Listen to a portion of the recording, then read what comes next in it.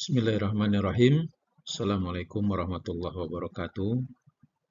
Saudara-saudara semuanya, ketemu lagi kita dalam kuliah kewarganegaraan. Kali ini kita akan membahas tentang perilaku konstitusional warga negara. Saudara-saudara, kemarin kita sudah membahas tentang apa itu konstitusi negara, dan konstitusi itu kemudian menjadi landasan tertinggi bagi sebuah negara. Kemudian kita berbicara tentang perilaku konstitusional warga negara. Apa intinya, relasinya dengan pembahasan sebelumnya?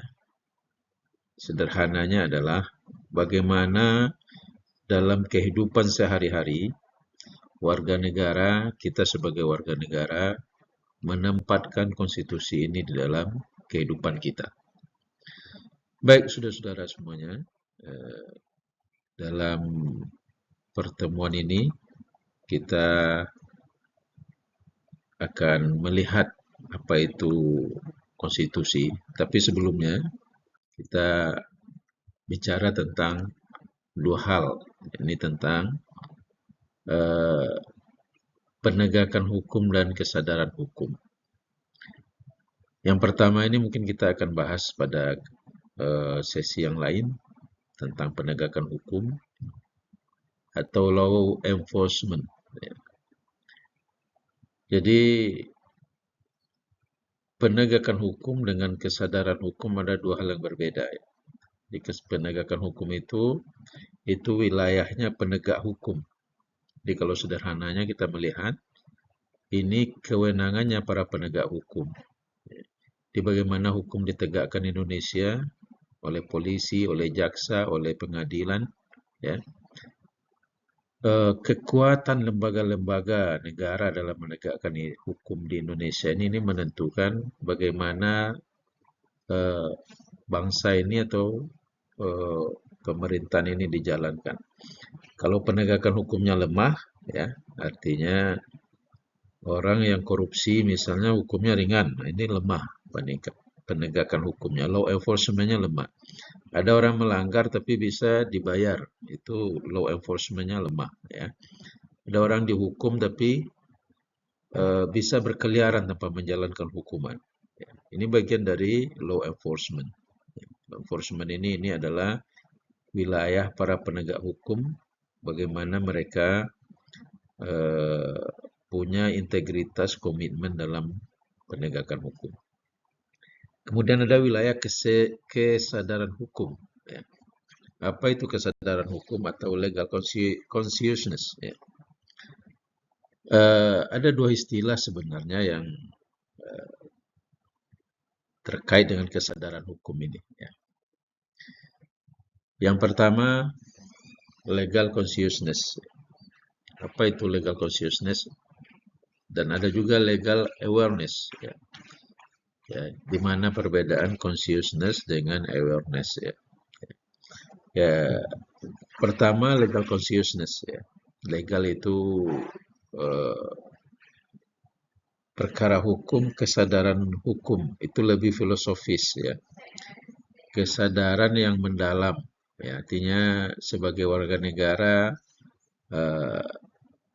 ada kesadaran misalnya bahwa memotong antrean itu tidak boleh, itu kesadaran legal consciousness, ya. Atau melanggar lampu merah itu tidak boleh kalau Anda di kendaraan, ya.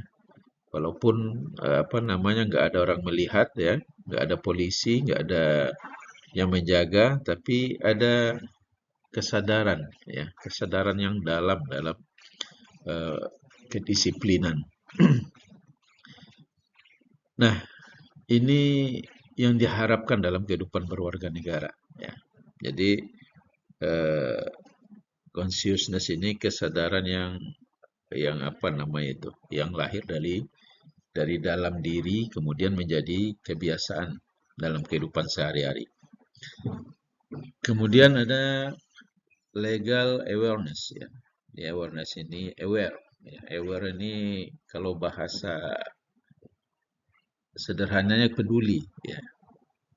Atau kalau dalam bahasa yang lebih akrab, yang lebih gaul ya, kita menyebut melek hukum, ya.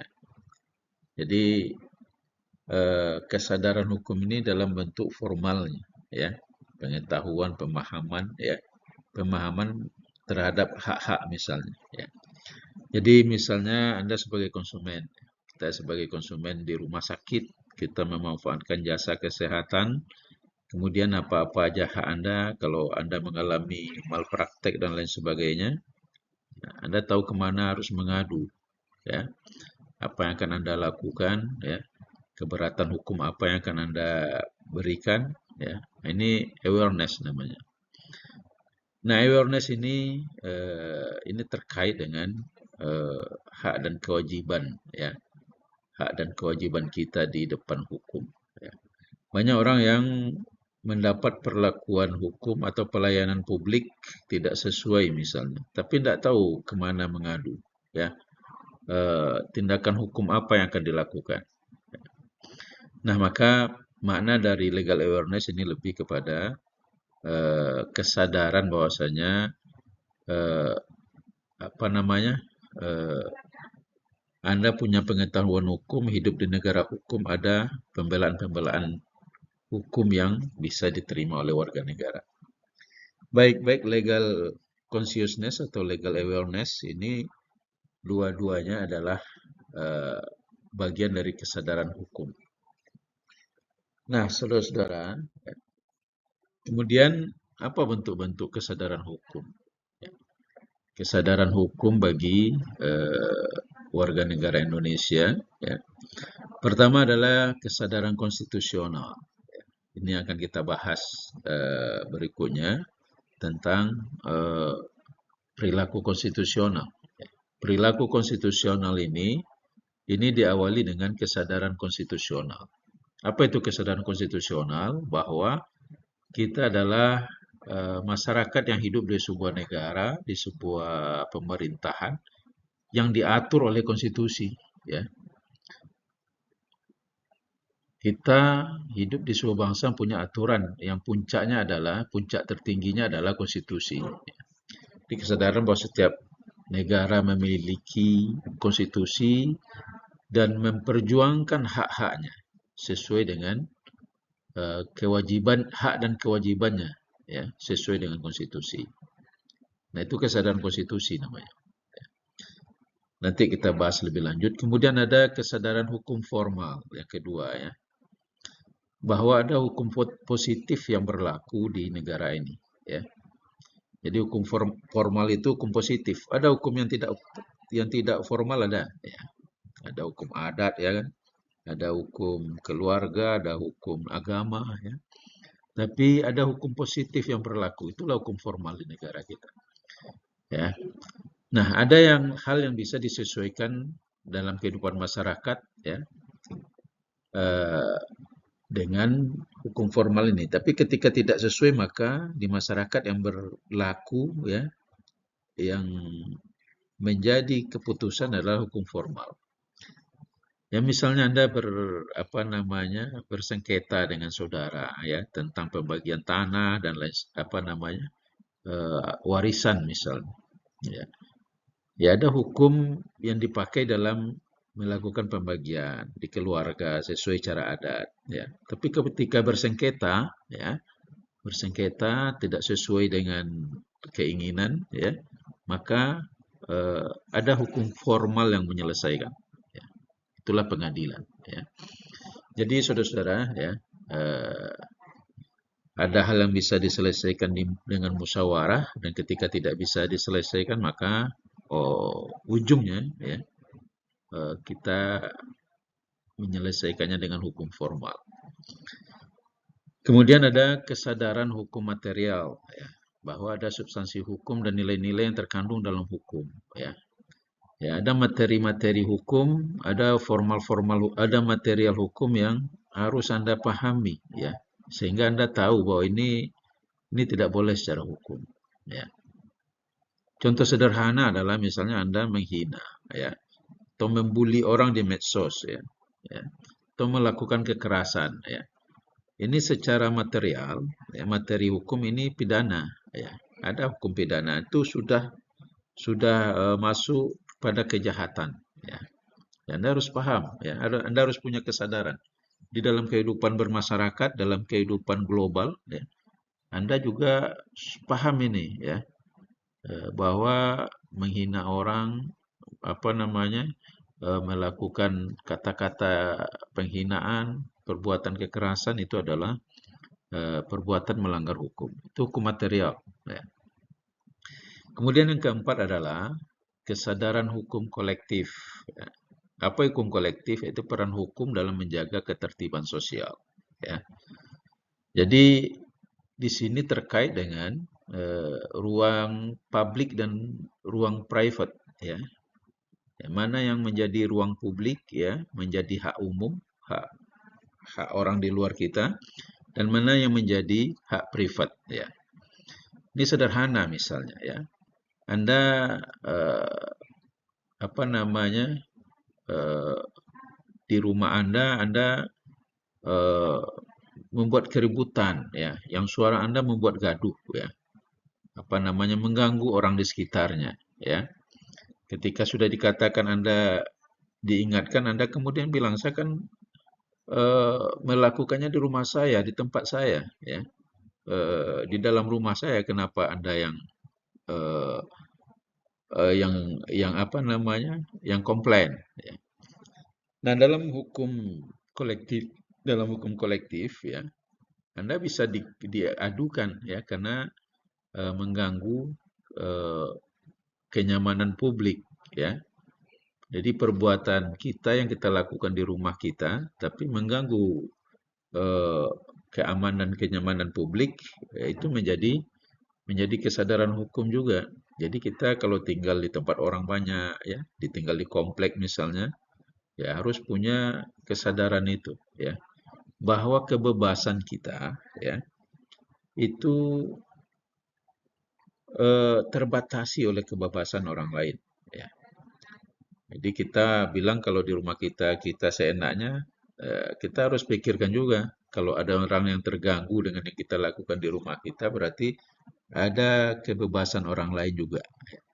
Kita tinggal di rumah, hidupin musik besar-besar, keras-keras, ya, mengganggu tetangga. Tetangga punya bayi, ya, dia butuh ketenangan, ya, dia butuh ketenangan, ya. Kalau Anda mengatakan, oh saya kan hidupin tip musik kan di rumah saya, ya, kenapa Anda yang komplain? Ya, ya, boleh Anda hidupin musik, tapi kenapa suaranya sampai ke sini? Kan bisa orang begitu. Nah, ini yang disebut dengan hukum kolektif, ya. Jadi ada beberapa hal yang bentuk-bentuk kesadaran hukum yang harus kita pahami dalam kehidupan bersama di dalam negara Kesatuan Republik Indonesia ini. Baik, selanjutnya, ya.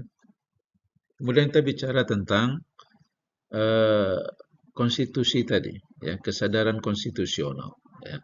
Di kesadaran konstitusional, perilaku konstitusional itu dimulai dari kesadaran konstitusional, ya, membangun kesadaran bahwa ada konstitusi yang paling tinggi, ya, di negara ini, dan kita berhak, ya, sebagai warga negara untuk eh, apa namanya menggugat atau memperkarakan semua regulasi, semua aturan di negara ini yang tidak sesuai dengan konstitusi. Apa konstitusi kita? Ya, yakni Pancasila dan Undang-Undang Dasar 1945. Ya. Pertanyaannya adalah kenapa suatu negara, ya, perlu diatur dalam sebuah konstitusi? Ya. Anda tahu, ya, bahwasanya eh, hampir semua negara, ya, memiliki konstitusi, ya. Karena konstitusi inilah yang bisa mengontrol jalannya kekuasaan. Kekuasaan pemerintah harus diatur dalam sebuah konstitusi, ya. Kalau tidak, ya, dia akan sewenang-wenang, ya. Coba bayangkan seorang presiden misalnya dia mau mau korup, mau apa, nggak ada yang mengatur, kira-kira apa yang akan terjadi, ya. Dia mau melakukan apa saja, ya. Orang yang bersalah bisa dibenarkan, orang yang benar bisa disalahkan, ya. Orang yang eh, dia apa yang diperbuatnya tidak ada konsekuensi hukumnya, ya, akan cenderung sewenang-wenang karena itu ada konstitusi yang mengatur, ya. Nah, suatu ungkapan ya yang sangat terkenal ya oleh Lord Lord Acton ya tahun 1838 1902 ya. Ada ungkapan yang sering kita dengar ya dan hampir dibenarkan ya. Jadi ini mengatakan bahwa orang baik pun ya seandainya dia diberi kekuasaan absolut ya, dia cenderung untuk korup. Apa kata Lord Acton? Power tends to corrupt ya. Kekuasaan itu cenderung untuk korup. And absolute power corrupt absolutely ya. Jadi kekuasaan itu cenderung untuk corrupt dan absolute power ya, kekuasaan yang absolut corrupt absolutely ya, akan eh, melakukan korupsi yang absolut juga ya. Nah, ini penjelasan yang sangat sederhana ya kenapa perlu ada kontrol di dalam kekuasaan ya. Jadi kemarin kita bicara tentang trias politika ya, kenapa kekuasaan itu harus didistribusikan, harus dibagi ya. Ada eksekutif ya, ada legislatif dan yudikatif. Eksekutif adalah di sini adalah presiden, legislatif adalah pembuat undang-undang, yakni DPR, kemudian yudikatif adalah lembaga hukum. Kalau itu berada di dalam satu orang, ya, dalam kekuasaan ketiga kekuasaan ini berada di tangan satu orang, dia yang mengeksekusi, dia yang membuat aturan, dia yang memutus, ya, membuat undang-undang, ya, kemudian dia yang memutus seseorang bersalah atau tidak. Coba Anda bayangkan. Ya. Itu hanya dilakukan oleh seorang raja, ya. Raja yang punya kekuasaan seperti itu. Tapi di negara demokrasi, di negara demokratis seperti Indonesia, itu tidak bisa terjadi. Ya. Kenapa? Karena kekuasaannya harus didistribusikan. Kalau tidak, akan cenderung korup. Ya. Nah, saudara-saudara, ya, dalam membangun perilaku konstitusional ini, ya, dalam menghidupkan perilaku konstitusional ini, negara Indonesia, negara kita sudah memberikan kanal-kanalnya, saluran-salurannya. Ya. Ada yang disebut dengan Mahkamah Konstitusi. Ya. Ya, sebelumnya kita bicara tentang hak konstitusional dulu. Apa itu hak konstitusional? Ya. Dan juga ada kewajiban konstitusional. Ya. Jadi konstitusi kita, Undang-Undang Dasar itu, Undang Dasar 1945, itu mengatur hak-hak dasar yang harus dipenuhi oleh negara terhadap masyarakat. Ya. Di antaranya adalah hak mendapatkan keadilan. Ya. Siapapun ya yang berperkara, mau dia punya uang apa tidak, mau dia miskin apa tidak, dia harus mendapatkan keadilan. Ya, berhak mendapatkan keadilan. Ya. Hanya saja dalam prakteknya ini memang sulit. Ya. Biasa orang punya duit lebih bisa membeli keadilan. Nah, ini persoalan penerapan hukum. Tapi secara prinsipnya konstitusi kita menyebut ya bahwasanya semua warga negara berhak mendapat keadilan. Yang kedua, semua warga negara berhak mendapat pengakuan sebagai manusia. Artinya apa? Tidak ada orang yang direndahkan, dihinakan karena ras dan lain sebagainya. Ada orang tidak diperlakukan sebagai manusia karena warna kulit dan lain sebagainya. Kemudian hak bebas dari penyiksaan, ya. Ya, termasuk bully-bully tadi. Ketika ada orang dibully, hukum harus hadir untuk dia, ya. Tidak boleh dibiarkan. Ya. Kemudian hak berserikat dan berkumpul, menyampaikan pendapat, ya. di demo boleh, itu bagian dari menyampaikan pendapat. Tapi jangan anarkis. Ya. Anarkis itu sudah mengganggu eh, ketertiban umum. Pasalnya mengganggu ketertiban umum. Kemudian hak memilih dan dipilih. Ya. Jadi ini juga bagian dari hak Anda sebagai hak kita sebagai warga negara. Ya. Semua orang boleh mengajukan dirinya untuk dipilih, ya tentu dengan syarat-syarat ya. Kemudian berhak untuk memilih, kecuali yang dicabut hak pilihnya oleh peradilan.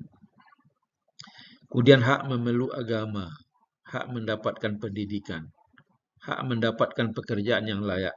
Ya, tidak ada orang yang tidak didiskriminasi, tidak boleh mendapatkan pekerjaan tertentu karena agama dan warna kulitnya. Kemudian hak mendapatkan perlindungan.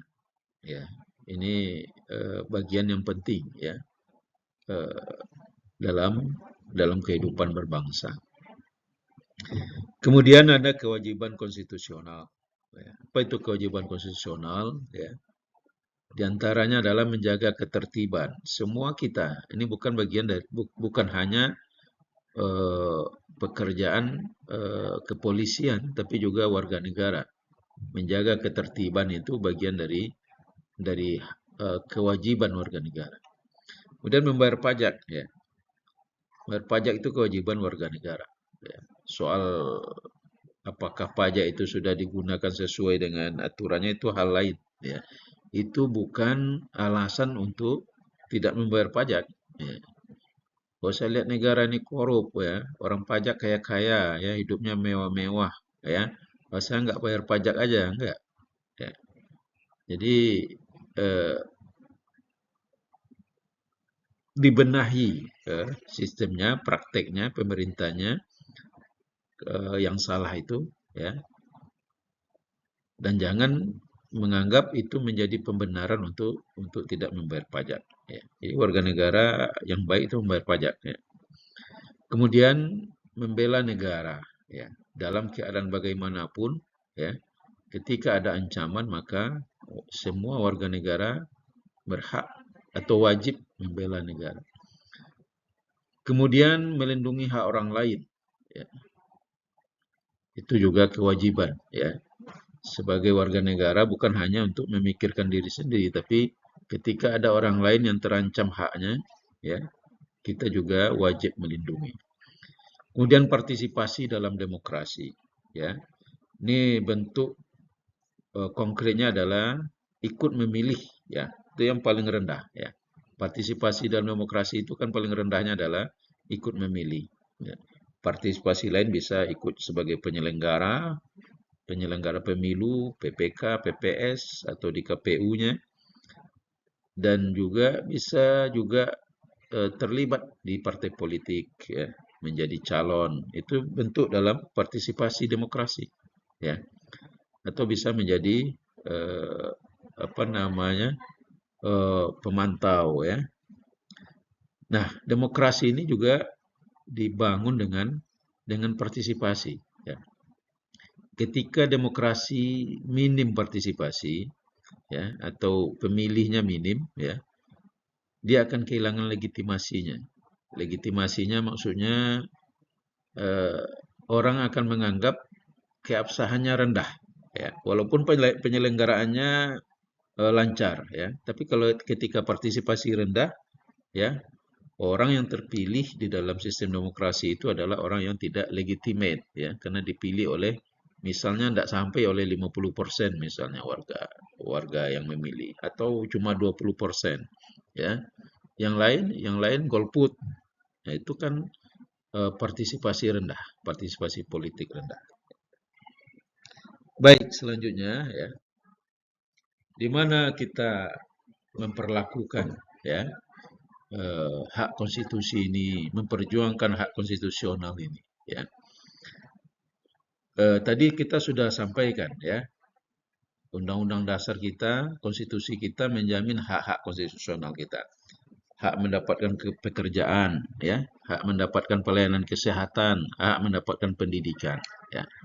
Itu hak konstitusional semua warga negara. Ya. Kemudian suatu ketika Anda tidak mendapatkan hak Anda karena sebuah aturan, ya. Bisa di aturan sekolah, aturan apa namanya di dinas pendidikan, ya, sehingga Anda tidak mendapatkan. Boleh Anda menggugat, boleh, ya. Jadi kemana menggugatnya? Ke Mahkamah Konstitusi, ya. Jadi apa tugas Mahkamah Konstitusi itu? Dia apa namanya menguji undang-undang, ya. Di bawah Undang-Undang Dasar itu ada undang-undang, menguji undang-undang terhadap Undang-Undang Dasar. Itu gunanya, ya, konstitusi. Jadi ketika ada aturan hukum di bawahnya tidak sesuai dengan Undang-Undang Dasar, Mahkamah Konstitusi bisa membatalkan. Baik itu undang-undang, ada peraturan menteri, ada peraturan bupati, ada peraturan gubernur.